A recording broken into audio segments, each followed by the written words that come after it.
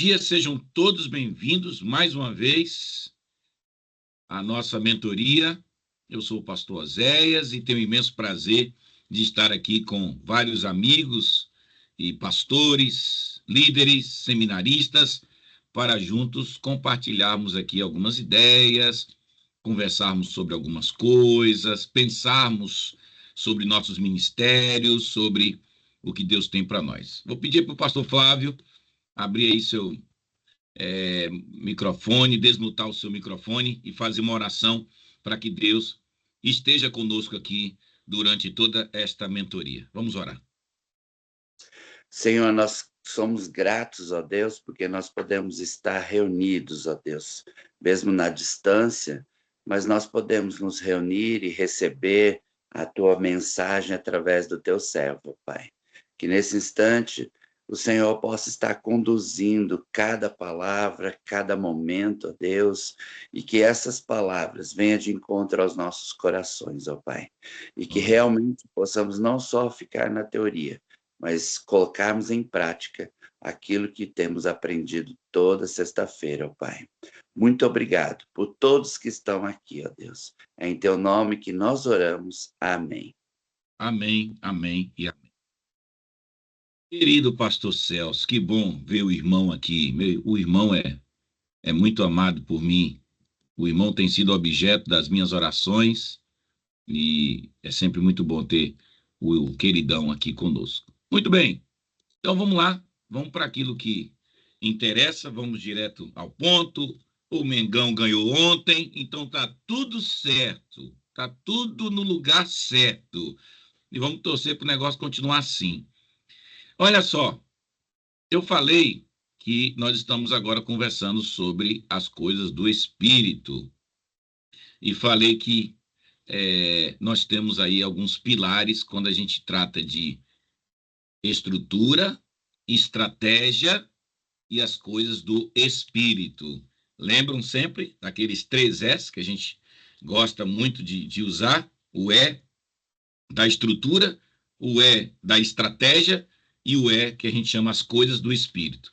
E na mentoria passada a gente trabalhou a ideia de que uma das coisas do espírito é que o pastor, o líder, né, o seminarista, seja quem for que esteja liderando algum projeto do reino de Deus, que este líder tenha vida com Deus. Não sei se vocês estão acompanhando, mas nós estamos fazendo 40 dias de vida com Deus, lendo o livro Ocupados Demais para Orar, do Bill Hybels, que, por sinal, o arquivo foi disponibilizado no nosso grupo e nós estamos lendo este livro como um suporte devocional que pode inspirar as nossas vidas para que a gente possa, sabe, fortalecer, consolidar essa vida com Deus, essa vida contemplativa, essa vida que estabelece comunhão com Deus, essa vida que ouve Deus, que escuta a voz de Deus, o líder que realmente é liderado pelo Espírito de Deus.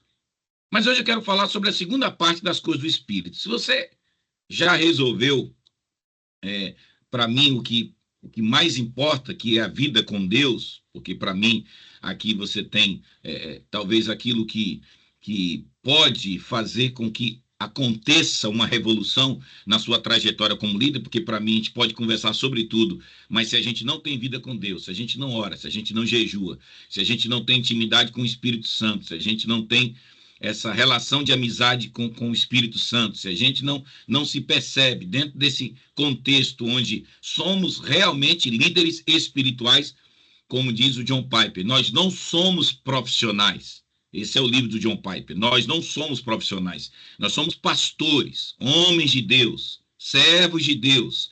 Então, nós ouvimos a voz de Deus. Nós somos como Samuel. Fala que teu servo ouve. Quando você começa toda a sua trajetória como líder, primeiramente, fazendo de tudo para que sua vida com Deus ela seja alimentada diariamente, então só aí você já deu um grande passo.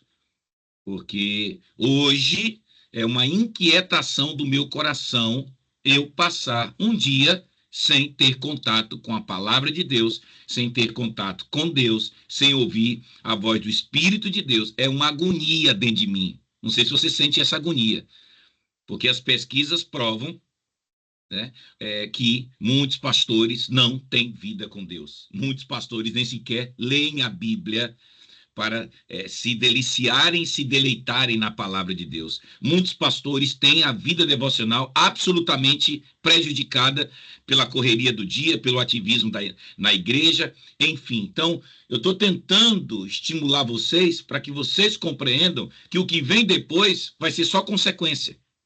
Mas o primeiro ponto é este: você precisa ter a consciência de que você está tendo uma vida com Deus. Você pode dizer que aquilo que você faz, aquilo que você diz, aquilo que você propõe, aquilo que você expõe para a igreja, aquilo que você planeja é resultado de uma escuta. O povo de Israel se perdeu quando não se tinha mais escuta. Quando não se escuta mais a Deus, todo o restante fica comprometido. Mas a segunda coisa, e eu diria que esse é o ponto que eu quero trabalhar hoje, é a escuta, a escuta familiar. Eu penso que nós precisamos, enquanto líderes, enquanto pastores, enquanto seminaristas, nós precisamos desenvolver a escuta familiar. Escutar os nossos respectivos cônjuges, escutar até os nossos filhos. Por vezes, eu sou surpreendido quando o meu próprio filho é usado por Deus para que eu enxergue em mim aquilo que ainda está no meu ponto cego. Quantas vezes Deus usa a minha esposa para que eu não me perca no caminho, para que eu não me desvie do meu propósito.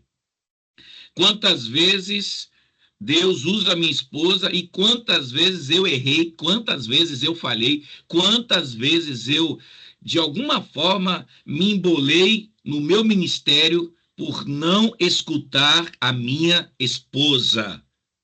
E eu vou bater nessa tecla aqui porque, infelizmente, alguns líderes, alguns pastores, alguns seminaristas não escutam o seu cônjuge, não escutam a sua família. E eu quero, durante esta mentoria, firmar ou tentar fazer você, de uma vez por todas, compreender que, depois de sua vida com Deus, a segunda coisa das coisas do Espírito é a sua vida em família. E, para tanto, eu quero compartilhar algumas coisas com vocês. Porque, veja bem, a família no ministério pastoral, gente, é um alicerce divino. É um chamado que envolve a todos, esse equilíbrio. E eu quero até compartilhar com vocês, principalmente esse texto aí da primeira carta de Paulo a Timóteo, capítulo 3, que muitas vezes nós, pastores e líderes, nos esquecemos de um princípio que foi estabelecido pelo apóstolo Paulo, e talvez, se esse princípio de uma vez por todas não entrar na nossa mente, talvez jamais nos tornaremos os líderes que Deus quer que nós nos tornemos. Porque quando a Bíblia diz, na primeira carta de Paulo a Timóteo, capítulo de número 3, quando Paulo vai dizer, esta afirmação é digna de confiança. Se alguém deseja ser bispo, deseja uma nobre função. Desejar ser pastor, desejar ser um bispo, desejar ser um presbítero, desejar exercer liderança na casa de Deus, Paulo é claro em dizer que isto é um nobre desejo. Ok. E nós fizemos isso quando aceitamos o chamado. Nós fizemos isso quando Deus nos chamou e nós nos posicionamos como líderes, pastores, bispos, aqueles que supervisionam, porque todas essas palavras têm a mesma raiz, principalmente a raiz da palavra presbítero, que significa aquele que supervisiona o povo de Deus, a obra de Deus. Agora veja, é necessário, olha só, que o bispo seja irrepreensível. Primeira coisa que Paulo, ele, de alguma forma, tenta deixar assim clara é que é preciso ter cuidado com o nosso caráter cristão. Ok, mas aí ele começa, marido de uma só mulher. Começa por aqui. marido de uma, não é duas.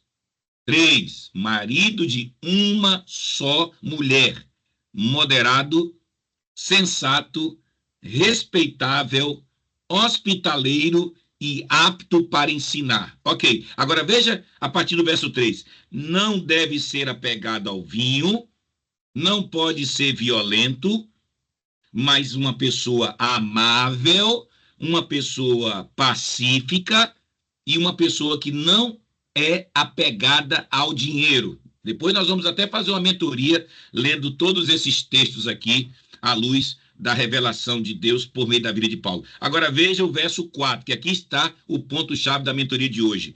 Ele deve governar bem sua própria família, tendo seus filhos sujeitos a ele com toda a dignidade. Verso 5, pois se alguém não sabe governar a sua própria família, quem não sabe governar sua própria família, repito, para ver se isso entra na sua cabeça, quem não sabe governar a sua própria família não poderá cuidar da igreja de Deus. A gente precisa de alguma exegese profunda para entender esse texto? Não. A gente precisa consultar a língua grega para perceber a grande verdade que Paulo está tentando incutir em nossas mentes hoje. Quem não sabe governar a sua própria casa não poderá governar a casa de Deus. Então, governar bem a minha casa é um pré-requisito. E isso tem a ver com as coisas do Espírito. Primeiro, minha vida com Deus. E nós já tratamos isso na última mentoria. Agora, como está a minha vida com a minha família? Como está? Como está o seu relacionamento com a sua esposa? Como está o seu relacionamento com seus filhos? Como está a sua vida? Porque minha esposa está aqui agora, tomando um cafezinho dela, conversando ali, estávamos ali conversando sobre a minha filha. Daqui a pouco meus filhos vão chegar do colégio. E eu louvo ao meu Deus, porque hoje eu posso lhes dizer que uma das marcas do sucesso do meu ministério não é porque a minha igreja tem 1.000 pessoas, 5.000, porque quem veio aqui sabe, minha igreja não é tão grande, é uma igreja que está em crescimento, mas um crescimento lento, porém saudável e sustentável. Mas uma coisa eu posso lhe dizer, Alex, quando o irmão vier na próxima semana, conhecerá minha esposa, que se chama Carolina, conhecerá o meu filho, que se chama Levi, e minha filha, que se chama Laís. Porque mais do que te apresentar, Alex, minha igreja, eu quero te apresentar a minha família. Eu quero que você conheça a minha família. Eu quero que você olhe nos olhos da minha mulher e perceba se ela vai estar triste, se ela vai estar se sentindo uma esposa abandonada. Se você vai perceber, Alex, que minha mulher é uma mulher feliz ao meu lado, se os meus filhos são felizes por me ter como pai. Porque muitas vezes, pastor Fábio, pastor Celso, Júlio, Orestes, Luiz, Andrei, Elias, muitos pastores apresentam suas igrejas, mas poucos apresentam suas famílias. Vocês já perceberam isso, não? Muitos falam sobre suas igrejas, poucos falam sobre suas famílias. As fotos deles lá no Instagram, você já percebeu? É sempre sobre o sucesso do ministério deles. Mas poucos postam suas fotos com suas esposas e os seus filhos. Sabe por quê? Porque talvez para muitos líderes, para muitos pastores, o sucesso da sua vida é o crescimento da igreja e não a consolidação do seu próprio lar. E nesta mentoria eu quero desafiar os irmãos a serem honestos se na mesma intensidade que você se entrega para a sua igreja, você se entrega para a sua família. Na mesma intensidade que você prioriza o seu ministério, você prioriza a sua família. Será que a maneira como você pastoreia a igreja é a forma como você pastoreia a sua família? E eu não estou dizendo que o meu lar é um lar perfeito, viu, Alex? Eu não estou aqui tentando dizer isso.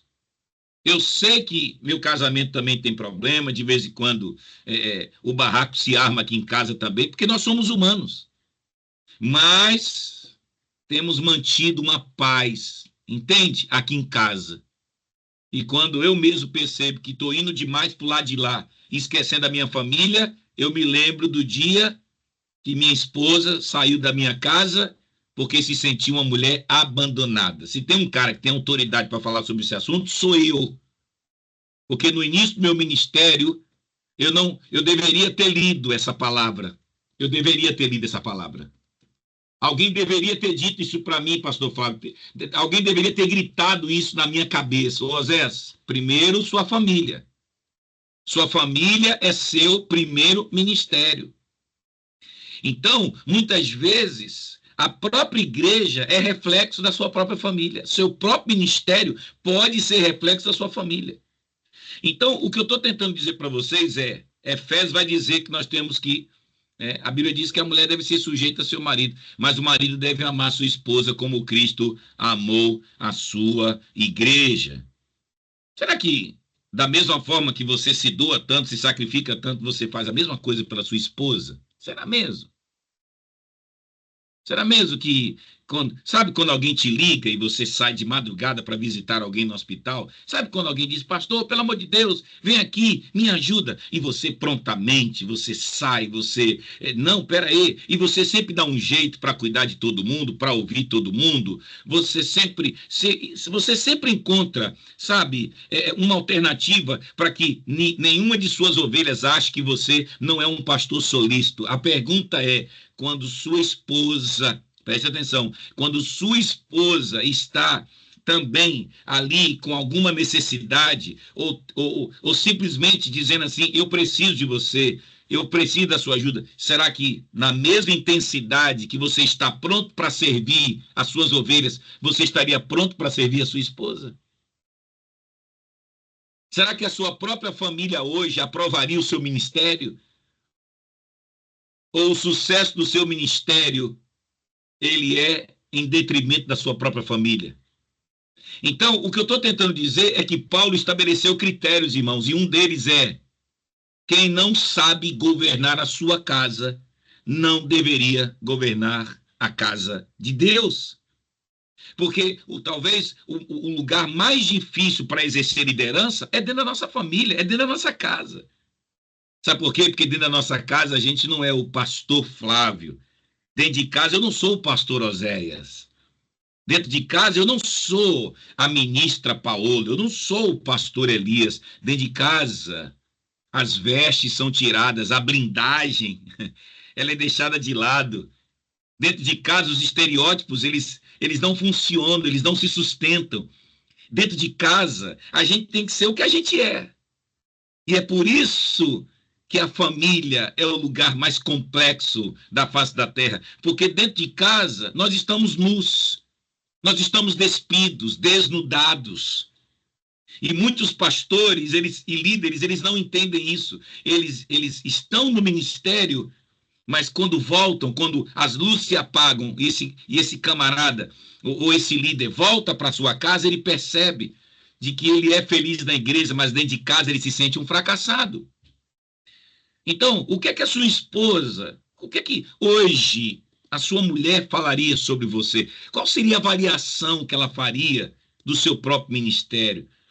Colossenses 3:21 diz que a gente não deve irritar os nossos filhos, e Deus tem falado isso no meu coração.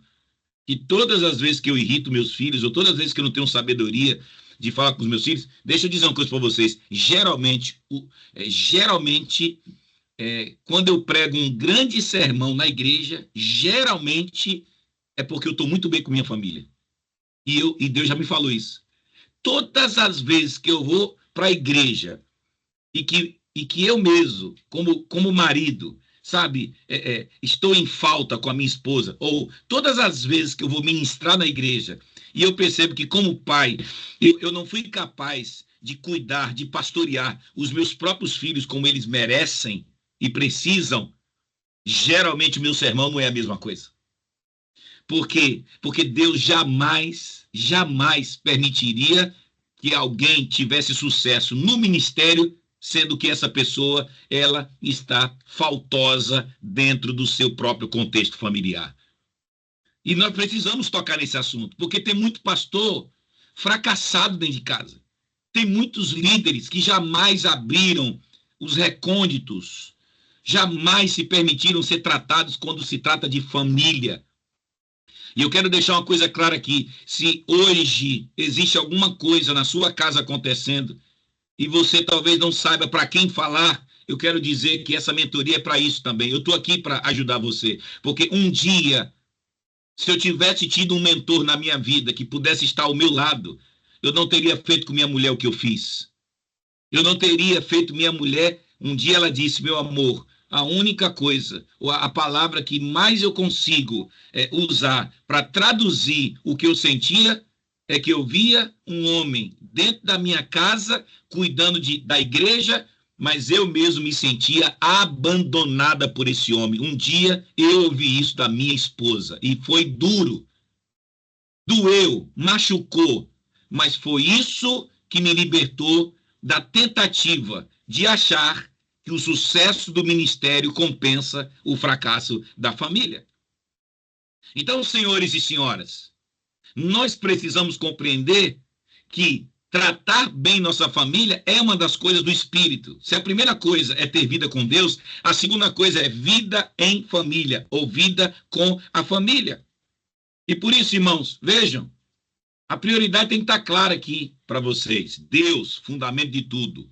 Família, ministério primário, meus irmãos. Família é ministério primário. Igreja vem depois. Um dia desse eu estava numa reunião, daqui a pouco chega a mensagem, minha mulher já estava no hospital, ela passou mal, minha esposa, isso tem poucos dias, mas eu tenho tanta consciência do que ela representa para mim, que na hora eu não tinha visto. Quando eu vi, eu já estava praticamente no final da reunião, mas quando eu vi minha mulher dizendo assim: olha, meu amor, estou no hospital, passei mal, mas fique tranquilo, eu estou me sentindo bem, mas eu estou aqui, meu amor, estou passando por uma bateria de exame, mas eu larguei tudo, Alex, na hora, larguei tudo e corri para o hospital. Porque quantas vezes a agenda da igreja era mais importante que a minha esposa? Quantas vezes? Quantas vezes deixei de atender meus filhos? A prova é que eu estou até pensando em alguns momentos, eu pedi dispensa da igreja, em pelo menos a cada 2 ou 3 meses, do domingo de manhã, porque você já percebeu, a única família na terra que não curte o domingo de manhã, no parque ou em qualquer lugar, é a família do pastor. Todo mundo curte, menos a família dele. Você precisa lembrar de que se sua família desabar, seu ministério desaba junto. Então, você tem que cuidar o quê primeiro? Do que primeiro, então? Se sua família, ela desabar, seu ministério desaba.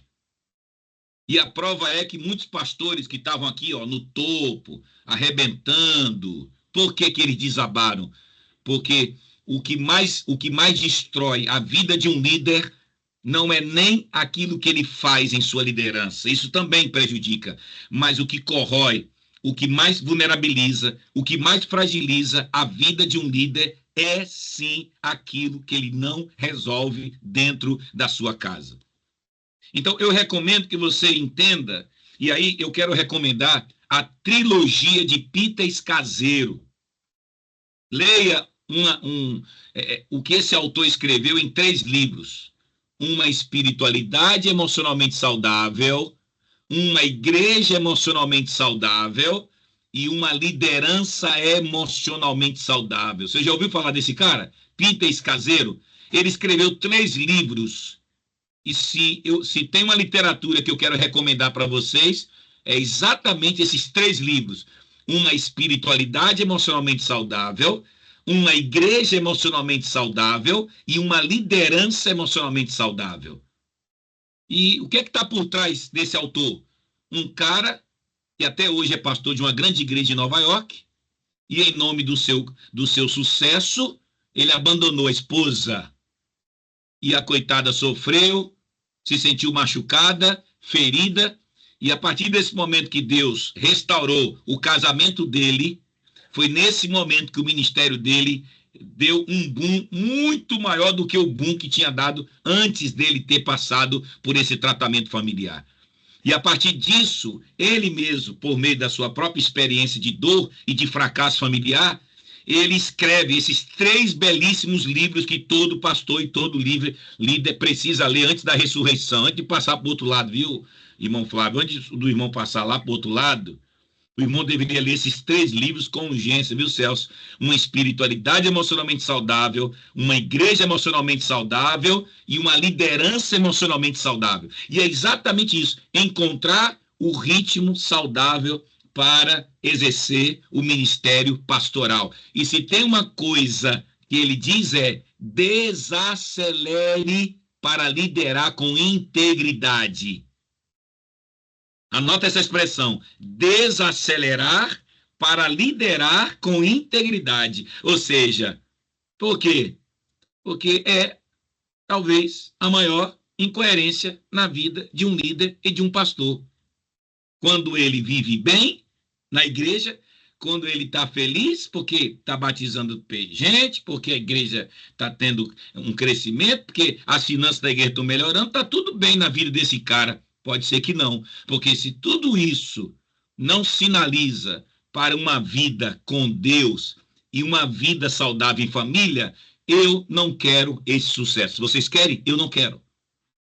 Se hoje Carolzinha não estivesse bem, minha mulher que está aqui agora, já pensou se vocês estivessem caminhando com um cara que está aqui com vocês toda sexta-feira e vocês soubessem que minha mulher é machucada, se sente abandonada, traída o tempo todo, uma mulher que não é amada, acolhida, acariciada, uma mulher que, sabe, não recebe nenhum tipo de investimento afetivo? Gente, que incoerência seria eu estar aqui cuidando de vocês, se eu não consigo cuidar da dona Carol, do seu Levi e da dona Laís, com um detalhe: não é que eu seja esse marido todo, não é que eu seja um pai perfeito, porque eu não sou, mas eu tento, porque o que Deus espera de mim não é que eu seja um pai ideal, um marido ideal, mas que pelo menos, já que eu quero ser pastor do povo de Deus, que primeiro eu seja pastor da minha própria casa.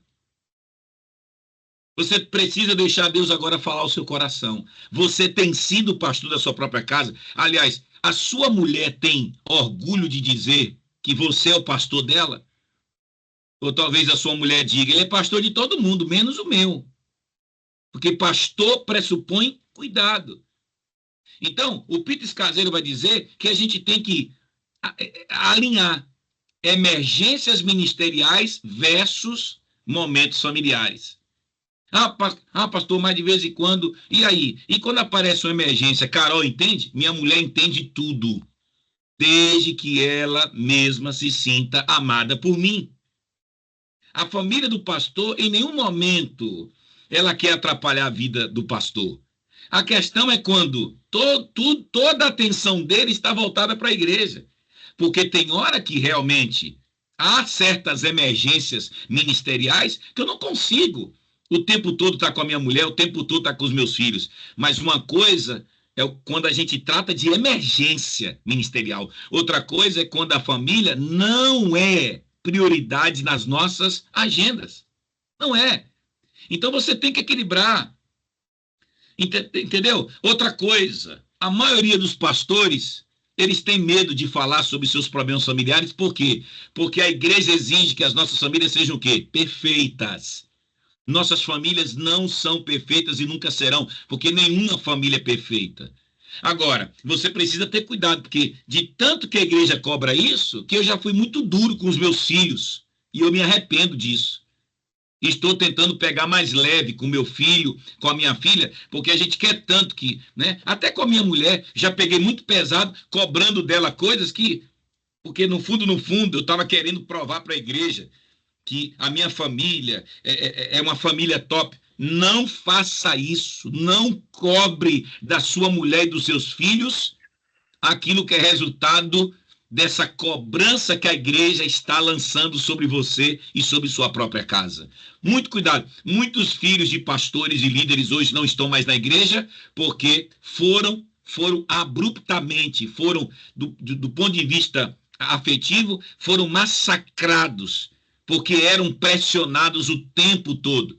Filho de pastor, que coitado, não pode ficar em casa em dia de culto.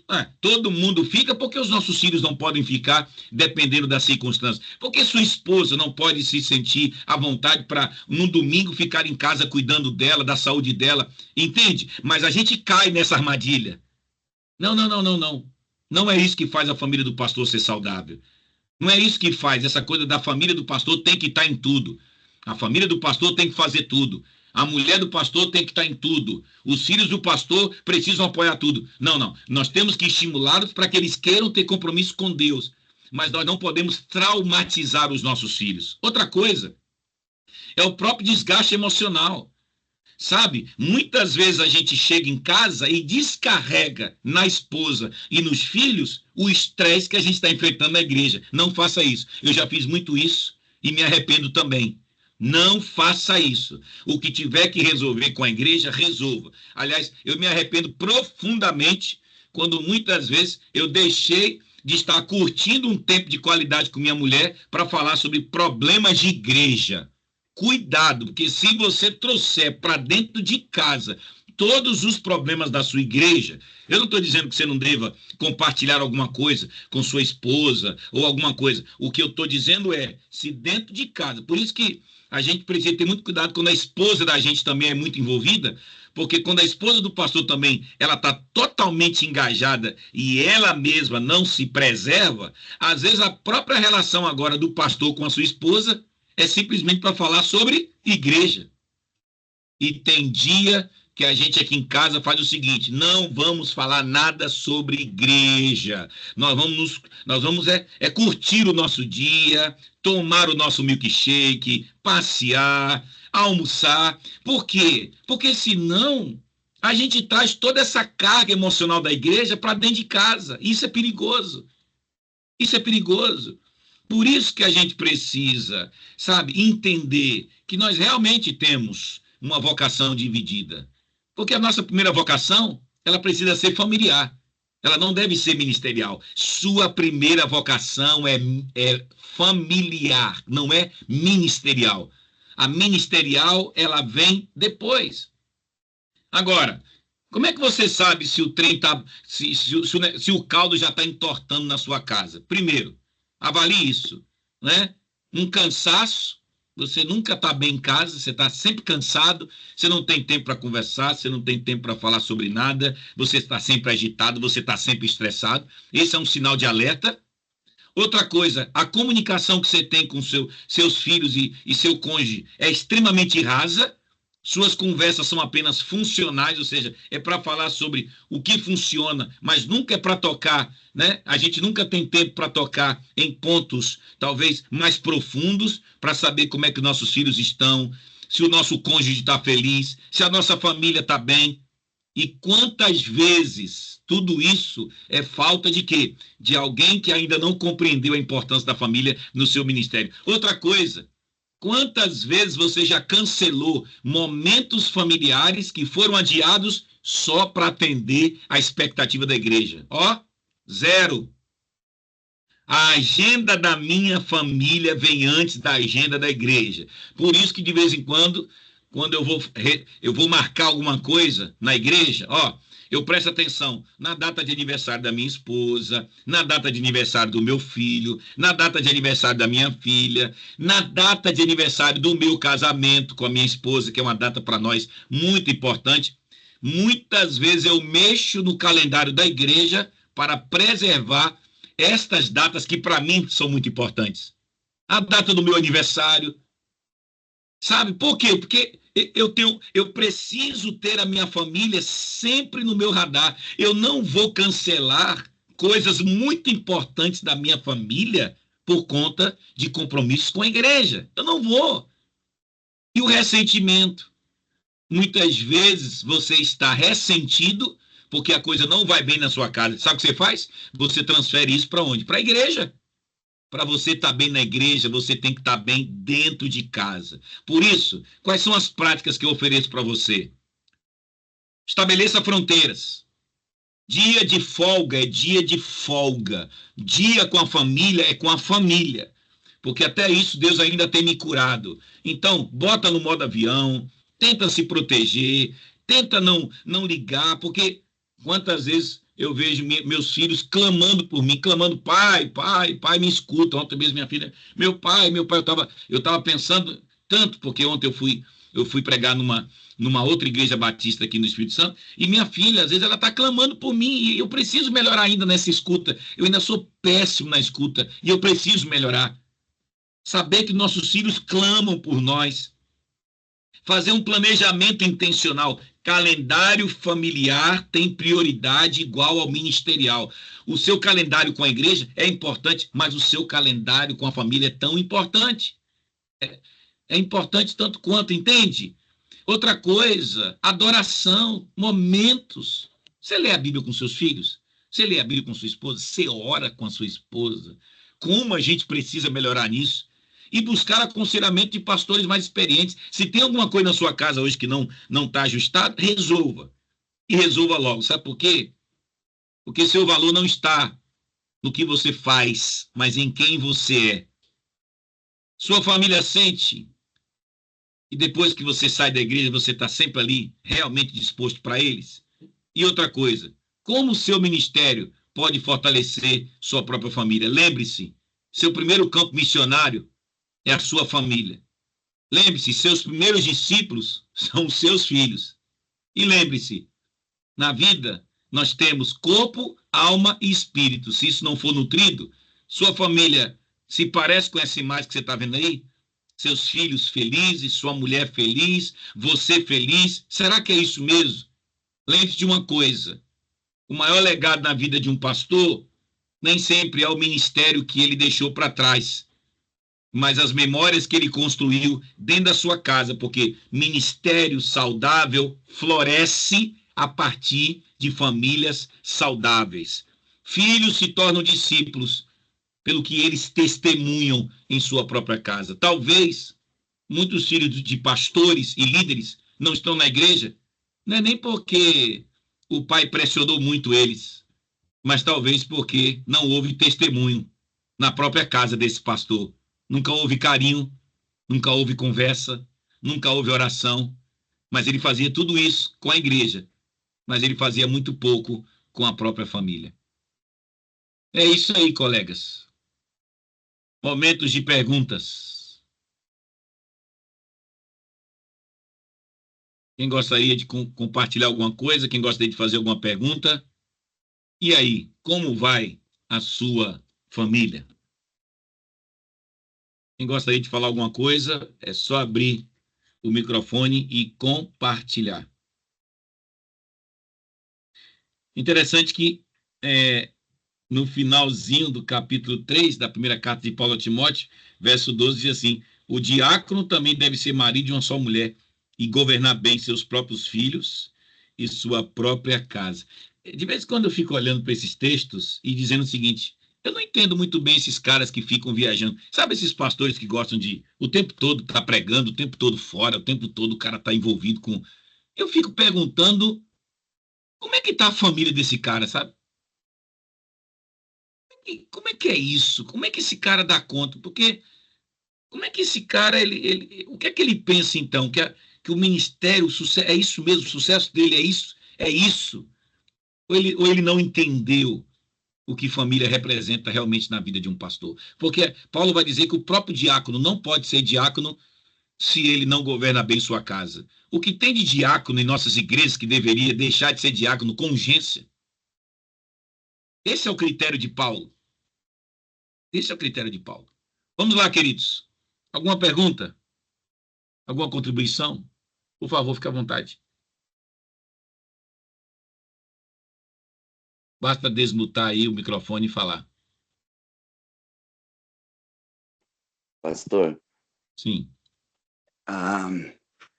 É nessa visão aí que o conselho diaconal aqui da minha igreja, eles me deram 4 folgas de sábado e domingo durante o ano. A cada 3 meses, há uma folga no sábado e domingo para a família, né? Uau. E fora as férias, né? e achei bem interessante e, e usando, né? A gente está usando, lutando. Não é muito fácil, não, às vezes, se livrar das atividades da igreja, mas tem dado resultado, bom Uhum, resultado.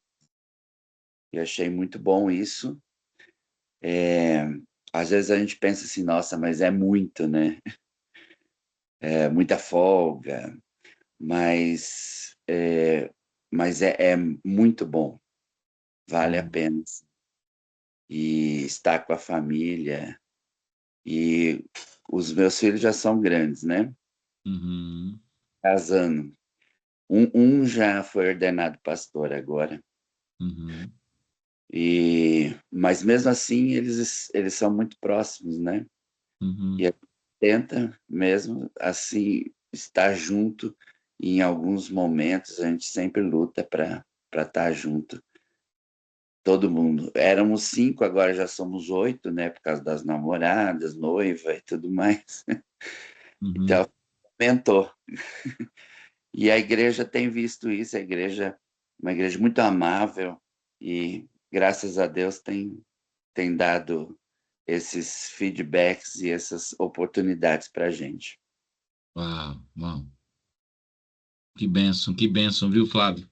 Que testemunho lindo desta igreja. Agora eu vou completar 7 anos na igreja, dia 9 de junho, e a igreja me deu agora um tempo sabático, né?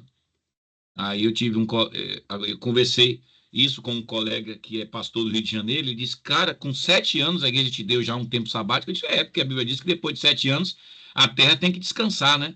Sempre foi costume no Antigo Testamento. E a igreja agora me deu um período onde a igreja disse, pastor, pode passar aí um mês inteiro descansando, a igreja vai pagar seu salário, mas faça o que você quiser, em homenagem aos seus primeiros 7 anos de ministério, que eu vou completar agora, dia 9 de junho. Quando eu contei isso para um colega, ele disse, pastor, aqui é registrado em sessão de que o pastor só pode experimentar um tempo sabático depois de 25 anos de ministério, ou seja, aí às vezes o cara morre e o cara nem sequer desfruta do tempo sabático, porque nem todo pastor vai ter idade para esperar 25 anos para um tempo sabático. Então você percebe que o olhar da igreja é um olhar desumano, entende? O tempo todo. Então, se você mesmo não estabelece isso, se você mesmo não se coloca nesse lugar, ou se você mesmo não entende a importância disso, não espere que a igreja entenda, porque ela sempre vai querer mais, mais, mais, mais. E aí, ou você morre, ou você perde o casamento, ou seus filhos saem da igreja, ou você no final vai perceber que se você fez tudo por eles e não fez nada por você e pela sua família, você cometeu talvez um grande crime e deu um tiro no próprio pé. Ô Alex, você pediu a palavra. Vai lá. Bom dia, pastor Oséias. Bom dia, queridos irmãos. Compartilhar algo que o Senhor tem colocado no meu coração e vem de encontro a tudo isso que o Senhor tem ensinado aqui nessa manhã. Hum. É, Quando tem escola bíblica dominical, quando tem, não, todo domingo tem, mas várias vezes, quando cai em datas comemorativas, assim como foi o Dia das Mães, eu desmarco. Eu sempre falo para as famílias que o mais importante é estar junto, né? Yes.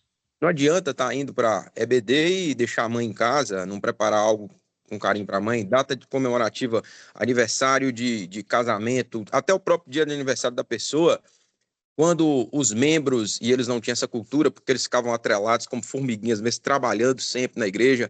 Eu sempre falo, todas as vezes que você tiver a oportunidade de desfrutar um momento com sua família, para mim está justificado. Se é família, para mim sempre está justificado. Não estar no trabalho, não permanecer no trabalho da igreja, se for para desfrutar de um tempo de qualidade junto com a família. Então, isso que o senhor tem falado tem vindo muito de encontro ao que eu tenho pensado, e é uma testificação para aquilo que eu tenho entendido, que o que mais vale é cuidar da família. Aliás, Alex, querem saber algo que eu faço aqui? Que vocês deveriam ter muito cuidado?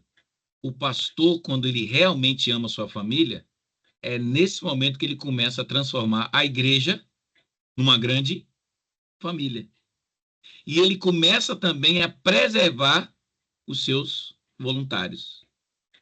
Um dia desse, um irmão disse, pastor, se na próxima escala eu tiver que tocar guitarra, eu acho que minha mulher pede o divórcio, porque ela está sentindo que eu estou eu estou indo muito, estou tendo que ensaiar muito. Entende o que eu estou falando? Pastor, olha, se eu continuar nesse ritmo, eu vou ter problema com minha mulher. O que você faria no meu lugar? Um dos melhores músicos da igreja. Se eu tirasse ele da escala, o louvor não ficaria tão bom do ponto de vista técnico, ok? Do ponto de vista da performance. Mas sabe o que eu fiz? Meu irmão, você está fora da escala. Isso é uma ordem minha. Pastor, mas e como é que vai ficar? Eu digo, meu irmão, eu prefiro você feliz com sua mulher do que lá adiante saber que nós mesmos contribuímos para que o irmão vivesse em pé de guerra com a sua própria esposa. Eu não posso. Sua família é muito mais importante do que aquilo que você faz na igreja.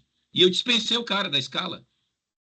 E com isso a gente precisa ter cuidado, porque é por isso que as nossas igrejas precisam ser saudáveis. Sabe por quê? Porque uma igreja que busca só o ativismo, só o evento, ela gera uma carga de trabalho tão grande que muitas vezes a gente sequestra o tempo que as pessoas deveriam ter com a família, elas estão o tempo todo onde? Na igreja.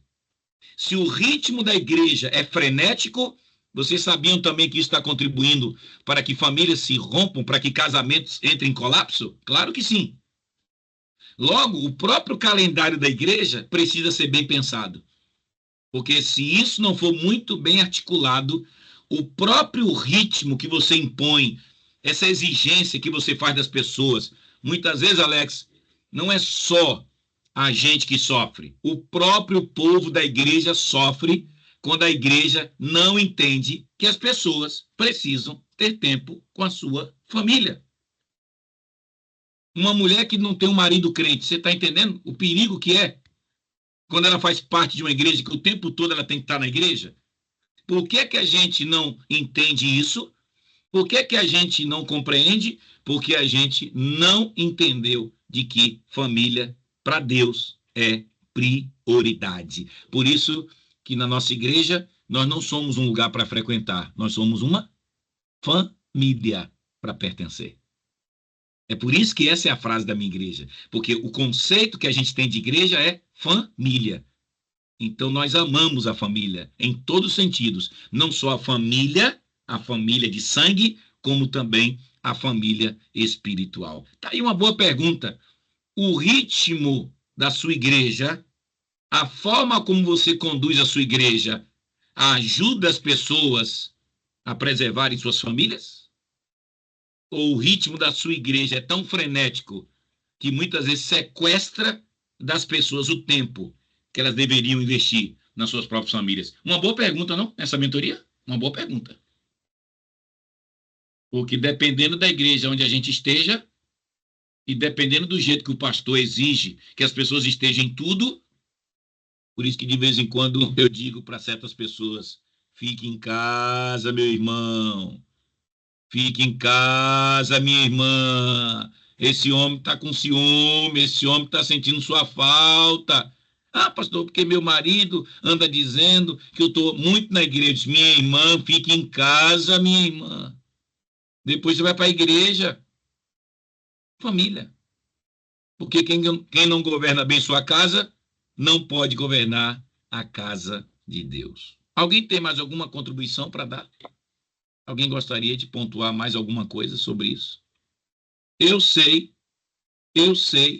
o que é sofrer quando eu corri o risco de perder a minha esposa. Provavelmente eu não estaria aqui com vocês. E eu louvo ao meu Deus, porque quando eu saio desse quarto aqui onde eu estou mentoreando vocês, eu posso dar um beijo na minha esposa a hora que eu quiser, porque eu não estou aqui dando uma de espiritual, sendo que depois daqui eu não tenho um relacionamento saudável com minha esposa e com os meus filhos. Então, curta a sua casa. Pastor Ciomar, por favor, queridão. Então, eu acho muito importante esta palavra, e até da minha parte, eu estou há 22 anos na mesma igreja, né? Então, a gente já construiu uma caminhada muito boa e uma igreja muito abençoada, uma igreja que vive uma união familiar realmente, né? E eu tenho algumas preocupações e às vezes até eu fico pensando que eu até exagero um pouco com os cuidados com as pessoas, porque eu procuro sempre tomar cuidado para não sobrecarregar as Hum, pessoas, né? E às vezes esse cuidado é até excessivo, né?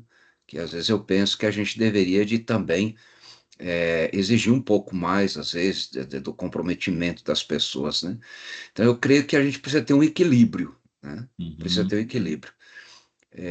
Não podemos deixar totalmente à parte as pessoas, mas também não podemos exigir demais, porque eu penso que se a gente também não contar com o comprometimento das pessoas, elas começam a pensar: será que eu tenho utilidade? Porque o meu pastor, ele não busca muito de mim também, né?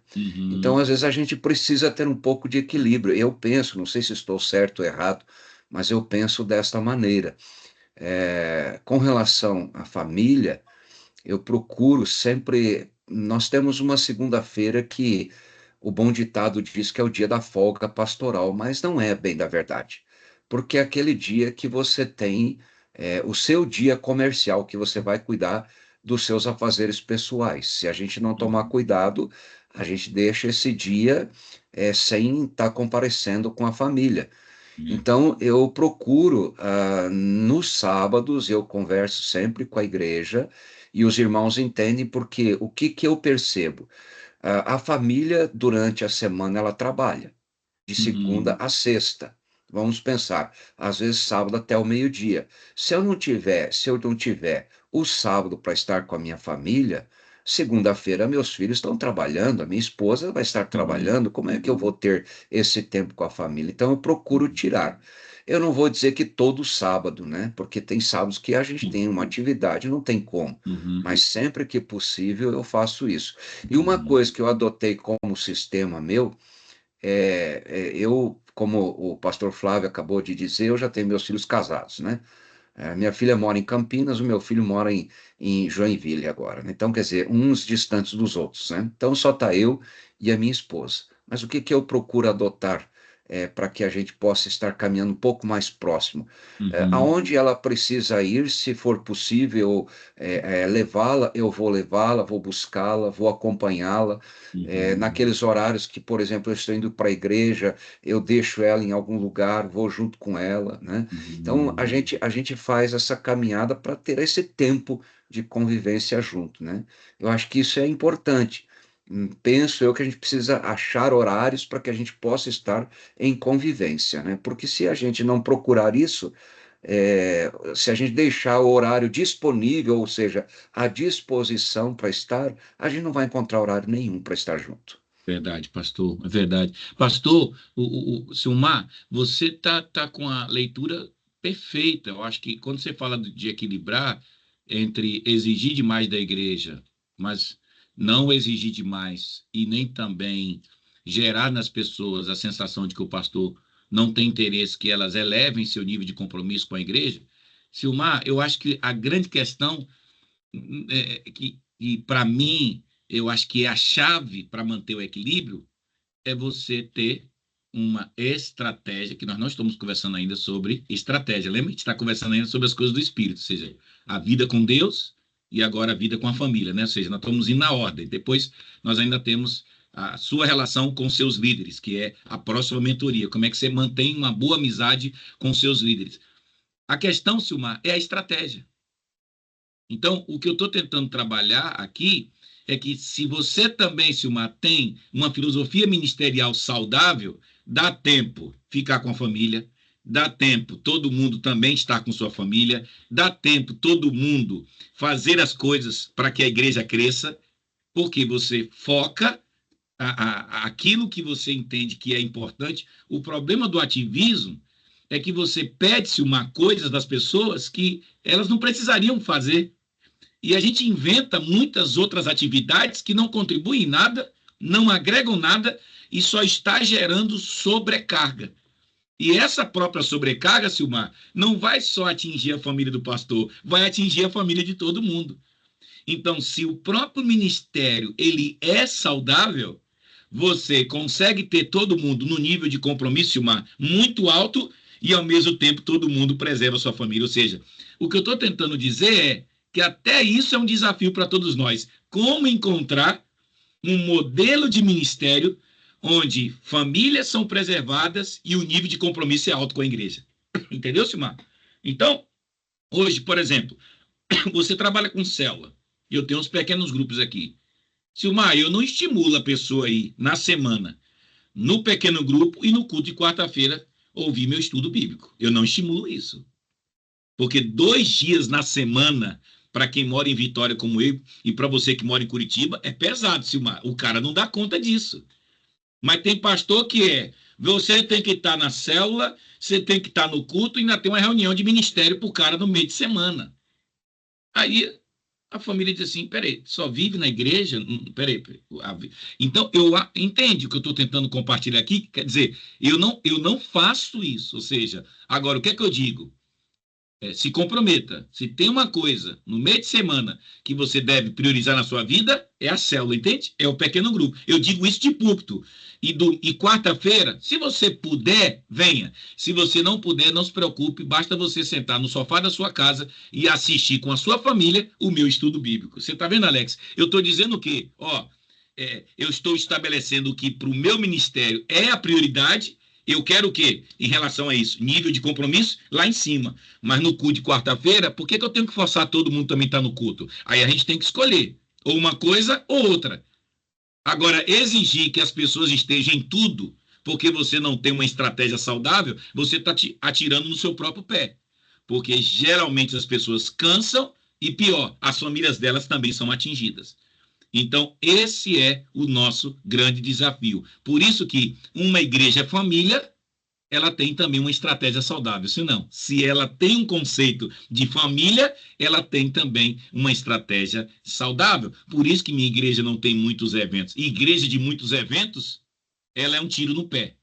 Ela arrebenta com muita coisa nas famílias e na vida das próprias pessoas. Eu diria que igreja de muitos eventos, ou você tem uma igreja muito grande com muitos voluntários, mas no meu caso, que sou um pastor de uma igreja média, eu não posso ter muitos eventos, porque se eu apertar demais, os poucos que eu tenho, eles estouram.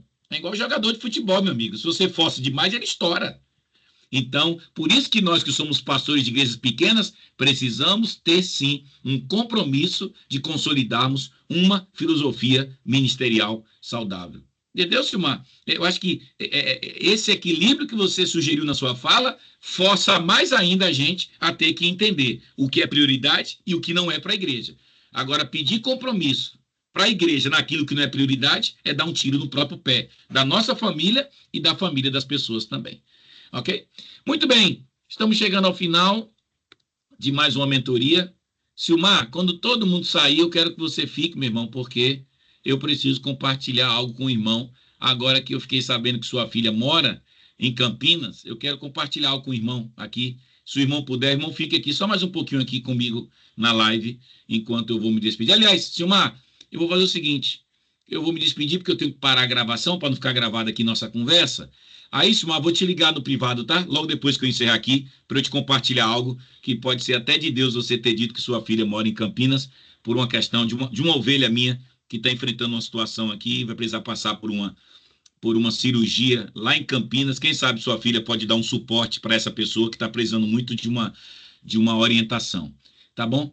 Que Deus abençoe, então, vocês. Abençoe a casa de vocês, a família de vocês, que vocês tenham uma família abençoada, um casamento saudável, filhos saudáveis, porque família saudável, igreja saudável, não o contrário. Não é igreja saudável, família saudável. São as famílias saudáveis que tornam a igreja saudável. E a primeira família que tem que ser saudável é a sua. Entende o que é que a sua família acha sobre o seu ministério? Talvez sejam estes os primeiros que você precisa ouvir para você ter uma igreja saudável. Amém, irmãos? Amém? Estamos juntos? Que Deus abençoe vocês, tá bom? Que a mão de Deus continue sobre vocês. Qualquer coisa, me procurem aqui no privado. Estou sempre aqui à disposição naquilo que eu posso fazer pelos irmãos. Estamos aí, orem por mim, estou pertinho de lançar meu próximo livro, pela editora Dialética, sobre o Código José, 20 princípios que vão revolucionar sua liderança cristã a partir de toda a trajetória de José do Egito, até ele se tornar governador do Egito. Ore por esse projeto, ore também por essa consultoria online que a gente está fazendo para pastores e líderes do Brasil também, pastores aqui de perto. É muito bom ter os irmãos aqui, é muito bom investir minha vida na vida de vocês, e que o Senhor continue completando a boa obra na vida de vocês. Amém? Que Deus abençoe vocês. Um grande abraço e um grande beijo no coração, tá bom? Tchau, gente. Um grande abraço. Tchau, tchau.